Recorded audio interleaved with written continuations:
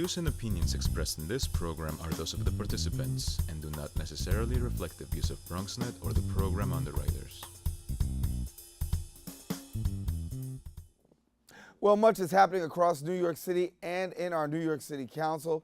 And Andy King, our councilman of the 12th district, 12th district of the Bronx, he's joining us today to share some of the news out of the City Council, plus tell us about the 2018 fiscal budget that was passed.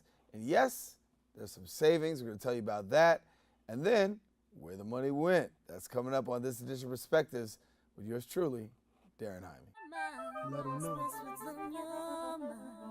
What's on your mind? Let 'em know. Anything relevant to life, you bring it to the table. Whether you make a move solo or a movement with a stable. No fables, you speak on your decisions. Cause in the long run, it's your voice, your views, your vision. Keeping it real with many messages for you to know. This ain't radio, but DJ runs the show. Entertainment, he rocks it. Politics, he locks it. The host with the most would handle any topic. Don't forget to share your perspective with shines of light. Cause it might make a difference in someone else's life. Make a difference. What's your perspective? Express what's in your heart and your mind. Share your perspective. What's your perspective? Darren Hyman, welcome to this edition of Perspectives, and we're glad to have you sharing with us. As always, you can watch us every week here on BronxNet's Channel 67, or if you're on the web, of course, that's bronxnet.org. You can click on any time and see some of the past episodes of the show. We invite you to stay connected to us. And as always, if you don't want to stay connected to us live, you can always do it via social media. We can hit us up on our Perspectives BronxNet page, and that's on Facebook. And then also my professional page, Darren C. Hyman, and you can find out what's happening on Perspectives, what's coming up, and the conversations that are being had. And front and center on this edition of Perspectives, we're talking the New York City Council approving an $85.2 billion budget and a lot of money that's coming across the city. But more importantly, where does it land in the Bronx? Even more importantly, how does it affect the 12th Councilmanic District, which is where our Councilman Andy King resides and provides leadership over, and he's our guest here on today's issue of Perspectives. And Honor and a pleasure to see you again, man, Brother D. you're looking real summery, man. I'm feeling real. I'm loving the look. Well, summer's here, and Jesus is always working on me, so this is what He provided me today. This is a dapper look, man. Dapper look. Good to have you. Same here. So listen, let's talk about this here. Council is real busy, and most recently we talked about that $85.2 billion budget that's been passed affecting New York City. A lot of hard work, huh? Oh, a lot of good hours were put in by the council, by the administration, by my colleagues in the city council to offer opportunities for New Yorkers, and by putting money where we can put money to make sure that the quality of life for all New Yorkers get to improve. And I think our budget was responsible. We spent a lot of new money as well while we save money. But I think that one of the greatest things, I think people went back to their districts feeling comfortable that they can go back and say, we've done this, we did this, and this is how your life should improve over the next fiscal year. And so when we talk about the budget, obviously a lot of money goes, $85.2 billion. But when we talk about your district in particular, landing money back home, how hard is it? Because as a councilman that's now been in there for 5 years, you're no longer the freshman. Right. But to be able to bring money home to your area, how difficult a task? It can be difficult, and it also depends on what you're looking to accomplish at the end of the day. But I think this council, Melissa Montgomery, our speaker, as well as the Finance Committee, has done a wonderful job at advising us and help us juggle numbers on what are some of the initiatives, the things that we wanted to bring back home. I'm grateful, you know, in my 5 years in the council, in the Department of Education, I've been able to steer $12 million to help improve the schools in the 12th district, whether it's inside, whether it's auditorium space, gymnasium space, technology, locker room space, outdoor playground space, anything that helps the facility look like it's a good facility for a learning environment. I'm also proud that also in the 12th district that I've taken a number of funding, over $5 million, and invested in NYCHA developments to help improve the quality of life in my NYCHA development. So we have, we broke ground in Gun Hill houses where we started the first development that's going to get hit really well. We're going to renovate it all together. We're going to put new new seating, new green space, new walk space, new lighting, and just let people feel good about where they live. I heard a guest some time ago say, if you think differently about the way you feel, you can feel differently. Well, I wanted to create an environment for our residents who live in NYCHA. You may not be a millionaire, but doesn't mean you can't live like a millionaire. So we want to make sure the environment that you're sitting in is conducive to positive living. It's given DOT, over $400,000 to do new sidewalks, and do new lighting across the streets and so forth. So I am proud of the funding that I've been able to bring to the 12th District that has helped our senior centers. And I have to give a shout out to my colleague, Councilmember Margaret Chin, who was the chair of the senior committee, and she fought tirelessly day and night for our seniors. And I've always said, when I first got elected, my seniors in my community should never have to come to City Hall and lobby me to tell me to do my job. You voted for me to go down and to protect you, and I love my mama and I love my grandparents. So yeah, I'm down there. I want to make sure our seniors have what they need. So I'm proud that we baseline over $23 million into senior services, so the seniors don't have to worry about caseworkers. There'll be senior centers open up. There'll be air conditioning and cooling centers. You want to play bingo? Go and play some more bingo. If you want to exercise and dance, there will be enough funding that's going to be in our senior services across the city of New York to make sure that our seniors stay well. But I think one of the things that really kick us off really well is that we were able to establish 70,000 youth summer jobs across the city of New York, a historic number that has never happened. So I applaud all Matthew Eugene, who heads up the chair of the youth committee, and Jemani Williams, who was a staunch advocate, and all of us who have fought for youth. You know me, I've been a youth advocate all my life, and I still do that with the Bronx Youth Empowerment Program. So I'm grateful for what we've done with this budget, as well as adding funding to make sure our streets stay safe. So give me an idea now. So we hear about a budget passing, right? The average New York and the average city resident and people in your area say, now how long does it take between the time that you pass a budget for that money to actually hit the streets? Well, it depends on what it is. So, for example, we passed the budget on June 30th normally. Well, I'm grateful that this year we passed an early budget. We got the budget plus 2 weeks ago. We went in and we voted and we adopted a budget, and we're still doing some things at different adoptions, different stated meetings to get monies moved around. The length of time that it takes depends on if you're in the system already. If you're in the system because we work on a reimbursement system. It's like we passed the budget today and here's a check for you tomorrow and you go spend it. No, the city works as, okay, we allocated you $100,000 for a youth program. You have to spend that money and provide receipts. Sometimes what tends to happen if an organization doesn't have the capacity to endure our lengthy process, then sometimes, it's hard for you to receive that money. But some of the agencies, the basic agencies of the city of New York, as soon as the budget is passed, we receive their money immediately. So like the Department of Education, Department of Aging, Transportation, these stables, the sanitation, all the things to provide city services is in their budget. So once we pass the budget, it goes right into their budget. So usually by the time school starts, because we want to do like school construction projects, usually the DOE would have the funding, School Construction Authority would have the funding to do that. If you are a regular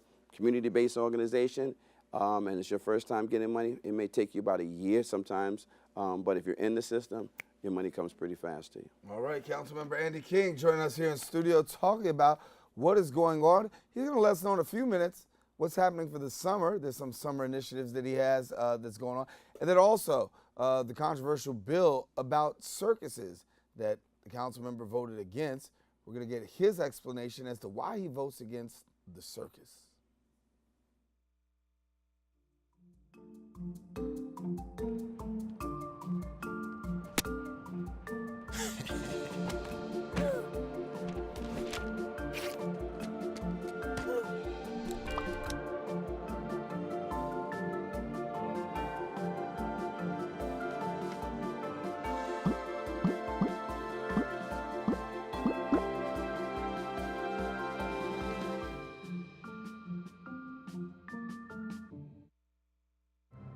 Behold the angry giant. Behold the angry giant. Behold the angry giant. Behold the angry giant. It only takes a moment to make a moment. Take time to be a dad today.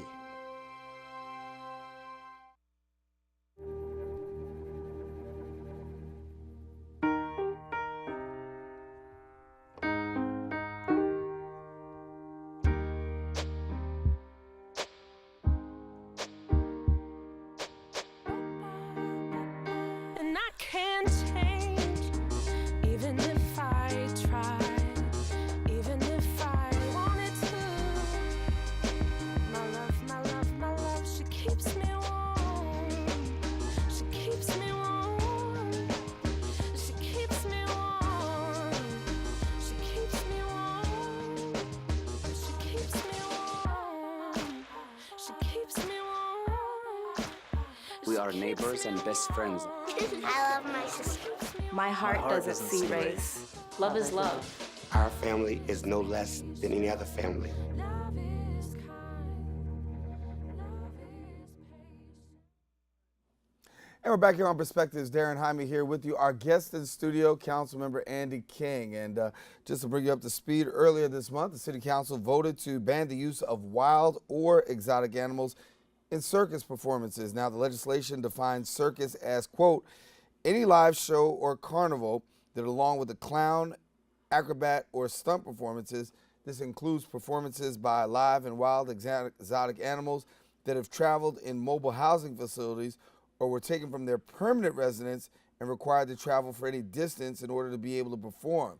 Now, with Ringling Brothers and Barnum and Bailey Circus now defunct, the only circus in town is the Universal Soul Circus. And the legislation passed by a 43-6 margin, but of the 6 lone dissenters, Councilmember Andy King voted against that, I should say, against the bill. And so now we've got you here. We've heard you voted against it. The question many people are asking is, 43 people said yeah. 6 people said no. You're one of the 6. Mm-hmm. Why are you part of the loud minority? Well, the reality is that, you know, I testified and I thought the bill was unfair. Growing up, I had the privilege of going to the circus and seeing an elephant or a tiger, or, you know, horses or dogs or ponies perform. I think we do our children a disservice not allowing them the same opportunity. And I say it to anybody, unless you plan on going to Serengeti and you're going to see these animals, our only venue of seeing an animal in such a platform is the circus. And Not the zoo? well, now, I'm going to get to that. Okay. I'm going to get to that. Because, see, they talked about how these animals were being mistreated.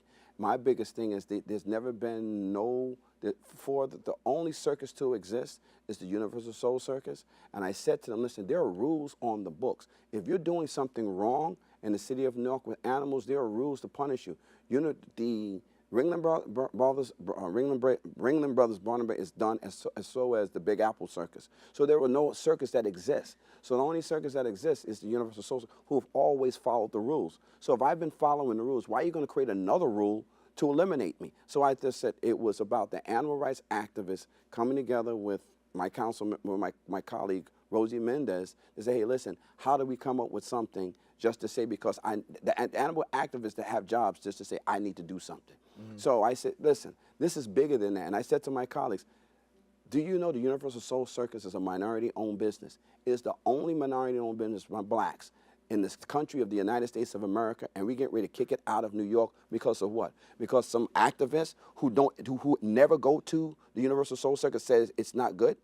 That Universal Soul Circus brings jobs and gives access to people to see a show that they don't normally see. And in the city of New York, they only go to Queens, which is in the black communities. They only go to Brooklyn in the black communities, and they only come to the Bronx in the black communities. So I'm bothered that the only black establishment that we got rid of, and it wasn't us that was getting rid of. We was the ones that was advocating. It was people who don't look like that community who was saying that they were being mistreated. Then my colleagues in government getting, and we had a stall. We were trying to hold the vote off.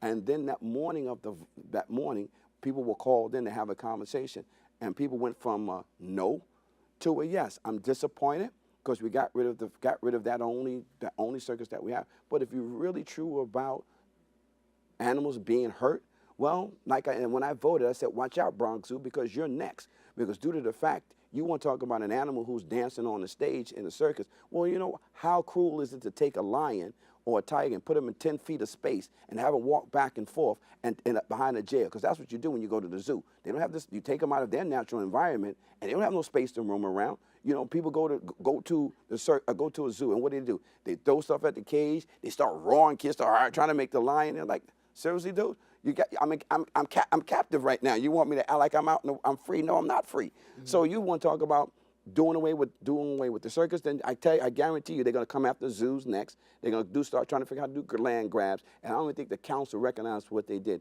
So currently there is a hearing that we're going to have at the next state to delay the rollout of this law, which may give it to 360 days, but still at the end of the day, you're ending a circus. And if they were so bad at harming animals, you don't have a delay if you think something is really wrong. So it just showed me that politics is just being played in this whole game, politics at its worst form. Now, when was the Soul Circus slated to come back? Because I know they were here last year. They're here now, and they were slated to come back next year for their 25th year anniversary. 25 years they've been delivering this, and no one's ever had no major complaints. Every time there was a question, they've complied, and they've done what New York City asked them to do. So I don't understand why we have to put in another bill to do away with them. It's a sad day in government, the way how we operated around this bill. Come back with more. Councilman Andy King is here with us in the studio. We'll take a quick break and come back with some final comments right after this. So I'm kind of new here, but I've noticed a trend. My human does this funny thing where she goes around and gets all my toys, and then she hides them in that basket by the door. But it's always the same basket, and it's always in the same place. And then she acts so surprised when I find them, but, she's putting them in the same basket again. It's like, hello, that's where you put it last time. You were the worst at hide and go seek.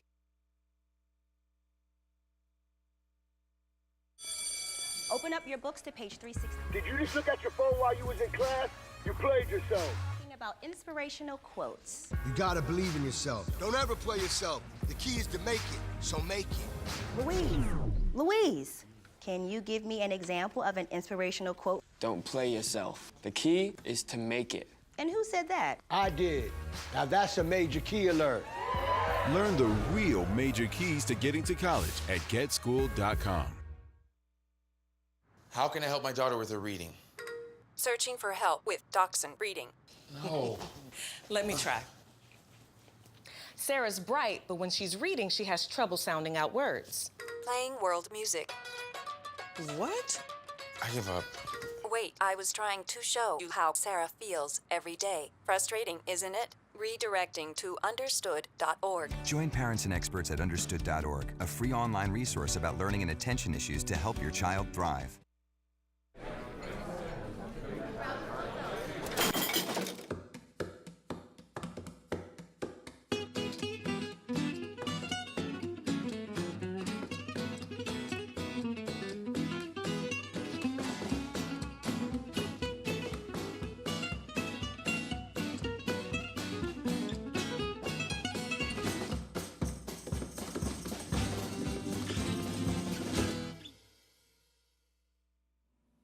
And we are back here on Perspectives. Our guest council member Andy King, and he's sharing a little bit about the recent vote and his dissenting vote going against the ban of circuses here in New York City. And of course, we'll continue to keep you updated with that. Of course, that's one of the big things making news for you recently. But in addition to that, you got some summer news on a more pleasant note. Yeah. Some things happening in the district. So please share with the borough with some things that's coming up this summer. Yeah, well, we're excited. We're kicking off the summer. And I got to say, happy graduation to all our graduates, class of 2017, for doing what you've done this school year. We're proud of you, and we're looking for you to tackle the world, shake up the world, and continue to improve yourself to deliver for the world. So with that all being said, as we go into the summer, on July 8th, kicking off our annual Olinville Park Old Timers Day. My dad and a few guys started it 44 years ago, so we're doing it again. But I'm proud to announce that on that day, we normally do it in Olinville Park, which is Agnes Hayward Playground now.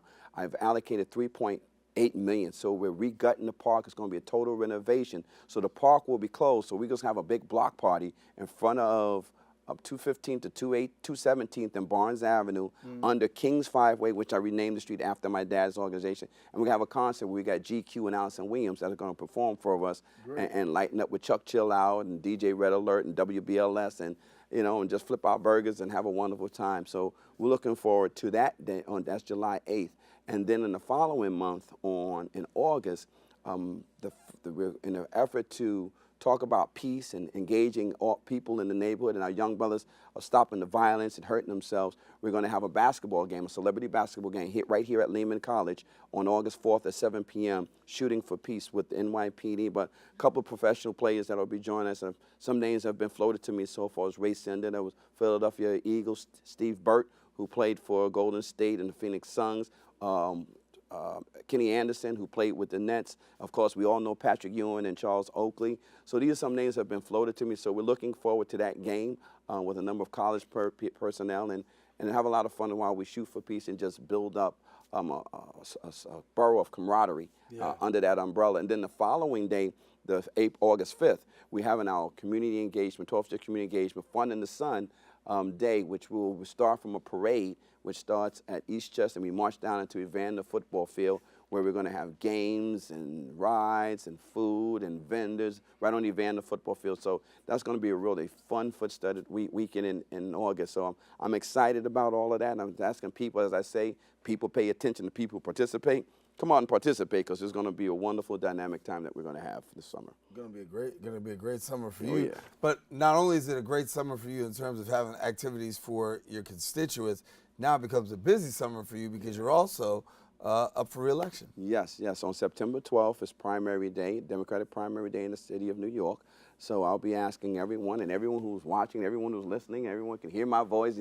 I'm asking you all to come out and vote, utilize the power of the vote. But more importantly, if you live in the 12th District, I'm asking you for your help and support to allow me to continue to serve the 12th District as I have. I think myself and the King team has done a very good job of being visible and providing budget and advocating for the things that make sense for our neighborhood. And I think we've seen it improve. When you move around the 12th District, you see work done. You see transportation things changing. You see roadways being done. You see sidewalks being done. You see new stores being built. You see apartments that I put $2 billion into renovating new housing, to lead people into home ownership. So we've done a lot. So on September 12th, I'm urging you all and reminding you all that on September 12th, please come out and vote. Wherever you live in the Bronx, let's make our mark. And more importantly, I'm asking you for your help and your support to re-elect me back to the City Council. What do you think makes the difference for you when you say vote for Andy King? What do you think is the difference maker for you and people pulling the lever for you? I think the difference for me is saying, hey, what has he done? Where has he been? And if you can answer those questions by moving around in the district, then you're pretty good, because you can always find me. People can't ever say, well, where's he been? If you don't know what your council member has been doing, the question I've always said, how much have you been participating in your neighborhood to know what's going on? I represent about 171,000 people. Have I called all of them? There's no way I can call that amount of people, but I've moved around in different pockets of the neighborhood, sent out my mailings, and, and let people know what I'm doing. So if you want to know what's going on, you'll make sure you find out what's going on. If you don't want to know what's going on, you'll run away from what's going on. And I know, we have, the services that we provide for immigrants and people who need legal service. We do it every Tuesday. We have attorneys that comes to my office. So I understand some people do, as we say, want to stay underneath the radar. Right. And if you want to hide underneath the radar, you're hiding from everything. But those who want to know what's going on will find out what's going on. And Councilman King is what's going on. See, there it is. So now for people who want to find out more information about getting connected to your campaign, getting involved, how do they do that? Well, they can reach out to our campaign. Our campaign number is 718-515-5464, and our campaign email address is electandyking2017@gmail. So I hope anyone tuning to me on Facebook, Andy King, you can catch me, send an email, give us a phone call, but more importantly, just be a part. Why? Because people pay attention to people who participate. And as you're out there on the streets, before we get out of here, I want to ask you the question about what are you actually hearing? Because you spend a lot of time on the street. Mm-hmm. What are you hearing is some of the biggest challenges and concerns affecting your area? I think one of the number one things that has happened is that employment and youth things for youth to do.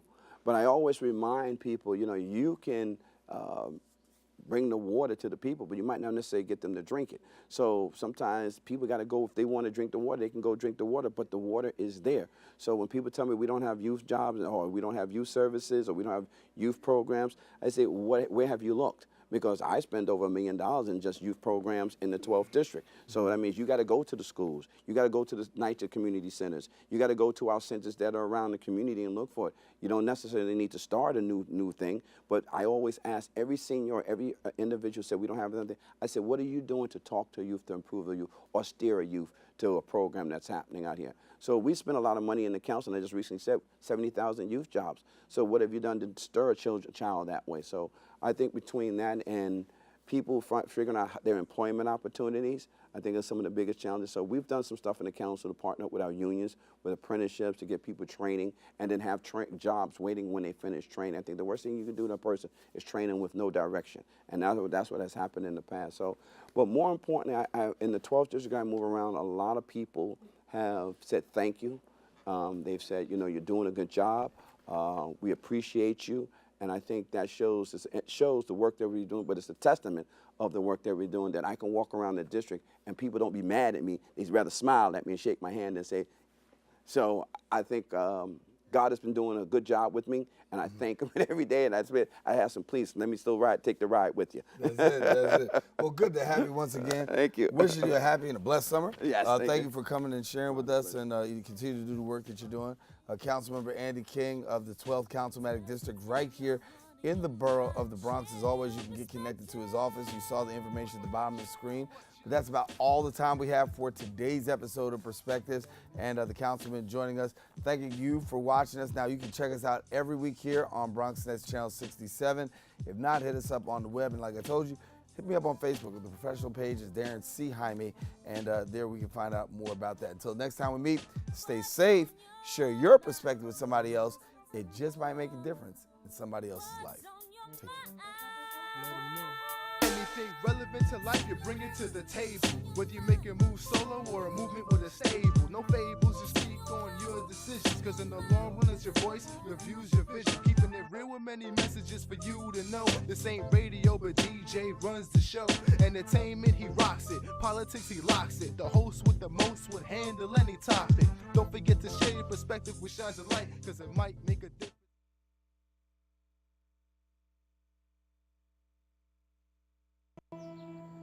I'm only 17, but I know about investing. Believe in something, buy shares in it, watch it grow. So, what if you could invest in the future? The future of kids, like a stock. Not the kind of stock that's about making money, but a stock for social change. A whole new kind of investment called Better Futures. When you invest, it helps kids go to college. I could be one of the first college graduates from my family, the first philanthropist from my neighborhood. And if I'm the first, then maybe there's a second and a third. Believe in us, invest in us, watch us grow. My name is Sydney, and I'm your dividend.